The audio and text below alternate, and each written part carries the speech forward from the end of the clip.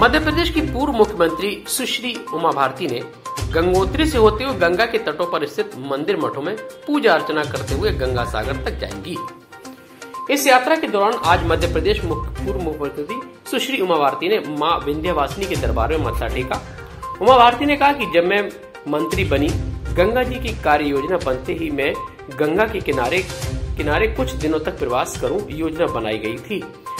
उसका हमने लॉन्चिंग भी कर दिया था, लेकिन तभी मोदी जी और अमित शाह जी चाहते थे कि मैं मंत्रिमंडल में बनी रहूं, तो इसीलिए मैंने ही पार्टी से आग्रह किया कि 2019 का चुनाव मुझे नहीं लड़ाएं। मां विंध्यवासी से ये कामना करती हूं कि हमारी फिर से सरकार बने और बनेगी। मोदी जी हमारे जैसे गंगा की निर्मल धारा अविरल और निर्मल, और मोदी जी की दीर्घायु हो। मोदी जी हमेशा सफल हो। मोदी जी भारत का पताका और भारत की जनता पूरी दुनिया में ऐसे ही बजा है, क्योंकि उन्होंने हमारी अभिलाषा को पूरा किया, जिसका हम सपना बहुत सालों से देख रहे थे, आजादी के पहले से भी देख रहे थे।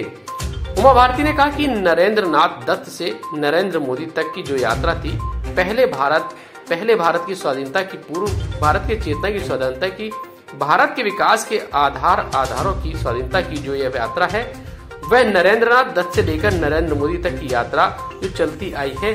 भारत पूरी दुनिया में अपना परचम फहराएगा। हमारे सामने कोई नहीं टिक पाएगा, न शीरे टिक नहीं पाएगा, न पाकिस्तान टिक पाएगा। उमा भारती ने कहा कि कांग्रेस, सपा, बसपा ये लोगों की नजर में गिर चुकी है, गिरी हुई पार्टियां हैं, क्योंकि इन लोगों ने परिवारवाद, जातिवाद, वोट बैंक की राजनीति की। इन्होंने वोट बैंक के लिए जैसी राजनीति किया है।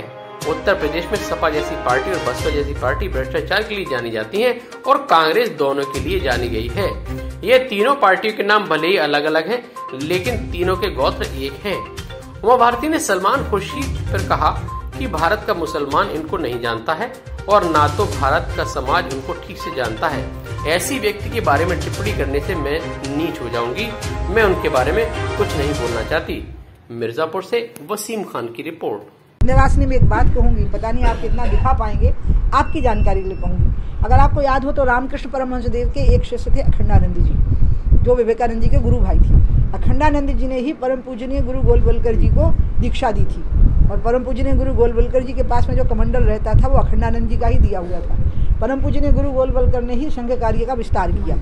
स्थापना तो डॉक्टर हेडगेवार जी ने की, लेकिन गुरु जी ने इसका विस्तार किया, और उसी स्वयं सेवकों की संख्या पूरे देश में जिस तरह से विश्व में व्यापक हुई, उसी का परिणाम है कि आज हम अपनी सरकार दूसरी बार भी बना लिए और कई बार बनती रहेगी। इसलिए मैं ये कह सकती हूँ कि नरेंद्र नाथ दत्त से नरेंद्र मोदी तक की जो यात्रा थी, पहले भारत की स्वाधीनता की, फिर भारत की चेतना की स्वाधीनता की, फिर भारत के विकास के आधारों की स्वाधीनता की, ये जो यात्रा है, ये नरेंद्र नाथ दत्त यानी स्वामी विवेकानंद से नरेंद्र मोदी तक ये मशाल चलती आई है। और मुझे लगता है कि भारत पूरी दुनिया में अपना परचम फहराएगा। हमारे सामने कोई नहीं टिक पाएगा, न चीन टिक पाएगा, न पाकिस्तान टिक पाएगा। और हम जिस नीति को अपना करके चल रहे हैं कि हम किसी को हिंसक तरीकों से ध्वस्त नहीं करना चाहते हैं, हम सबके साथ सामंजस्य बना करके चलना चाहते हैं। और जब हम पे संकट आएगा तो हम जरूर अपनी आत्मरक्षा के लिए खड़े हो जाएंगे। और इसलिए इसी भाव से मुझे लगा बाएं पाँव के पंजे में हुए नीचे, तो अब तो मैं एक दिन में 2-3 किलोमीटर से ज़्यादा नहीं चल सकती, और अगर मैं थोड़ा दबाव बना के चलूँगी तो दूसरे तीसरे दिन सूजन आ जाएगी पाँव में, फिर 15-20 दिन चलना नहीं होगा, वो संभव नहीं है। तो फिर हम ऐसे ही गंगा जी को आगे करके चल पड़े, और जहाँ जैसा रहने का होता है हम सूचना कर देते हैं कि हम एक दिन पहले बताते हैं कि हम आ रहे हैं। हम चाहते नहीं है कि कोई शोर शराबा हो, कोई हल्ला गुल्ला हो।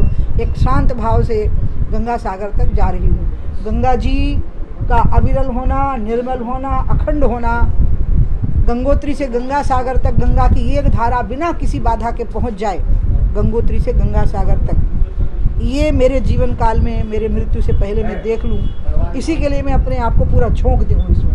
पूरा कुछ नहीं सोचती, उचित अनुचित कुछ भी नहीं सोचती हूँ। सारे भय, सारे प्रलोभन पर नियंत्रण की हुई हूँ, भय पर भी और प्रलोभन पर भी। एक ही आस्था है, एक ही भाव मन में है कि जैसी गंगा चली है, गोमुख से निकली है, वही धारा ज्यों की त्यों गंगा सागर में भगवान विष्णु से उसकी मुलाकात हो जाए। और इसी से देश की इकोनॉमी सधेगी। मैं ये बोल रही, इसी से देश की इकोनॉमी सधेगी, क्योंकि हमें अंत में प्रकृति केंद्रित विकास पर लौटना ही पड़ेगा, पर्यावरण केंद्रित विकास पर लौटना ही पड़ेगा। जैसा कि प्रधानमंत्री जी ने भी कहा कि हमें आत्मनिर्भर भारत की ओर लौटना पड़ेगा। तो भारत की आत्मा क्या है? भारत की आत्मा नदियां हैं, भारत की आत्मा वन है, यही तो भारत की आत्मा है। और इसलिए अभी जाऊंगी 14 जनवरी को मकर संक्रांति को गंगा सागर पहुंचूंगी। मेरे साथ में कलश है गंगा जी का, उनके वहाँ विसर्जित करूंगी। लेकिन अभी 2 साल और मैं गंगा के किनारे पर अभी बाएं पाँव के पंजे में होगी नीचे, तो अब तो मैं एक दिन में 2-3 किलोमीटर से ज़्यादा नहीं चल सकती। और अगर मैं थोड़ा दबाव बना के चलूँगी तो दूसरे तीसरे दिन सूजन आ जाएगी पाँव में, फिर 15-20 दिन चलना नहीं होगा, वो संभव नहीं है। तो फिर हम ऐसे ही गंगा जी को आगे करके चल पड़े और जहाँ जैसा रहने का होता है हम सूचना कर देते हैं कि हम एक दिन पहले बताते हैं कि हम आ रहे हैं। हम चाहते नहीं है कि कोई शोर शराबा हो, कोई हल्ला गुल्ला हो।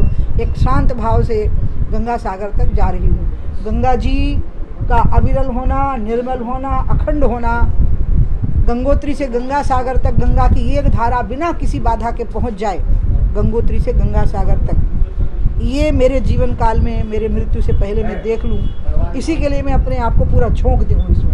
पूरा कुछ नहीं सोचती, उचित अनुचित कुछ भी नहीं सोचती हूँ। सारे भय, सारे प्रलोभन पर नियंत्रण की हुई हूँ, भय पर भी और प्रलोभन पर भी। एक ही आस्था है, एक ही भाव मन में है कि जैसी गंगा चली है, गोमुख से निकली है, वही धारा ज्यों की त्यों गंगा सागर में भगवान विष्णु से उसकी मुलाकात हो जाए। और इसी से देश की इकोनॉमी सधेगी।